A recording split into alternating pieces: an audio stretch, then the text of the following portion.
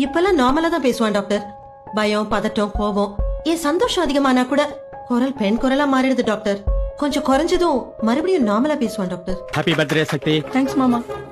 Hi cellphone. கப்பி கப்பி கப்பி கப்பி கப்பி.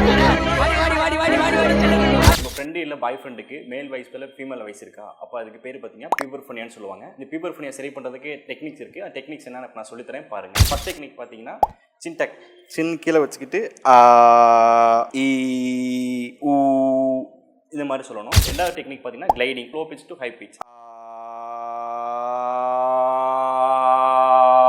High pitch to low pitch. மூணாவது டெக்னிக் பார்த்தீங்கன்னா half solo boom, half solo பண்ணிட்டு பூம் சொல்லணும், பூம்.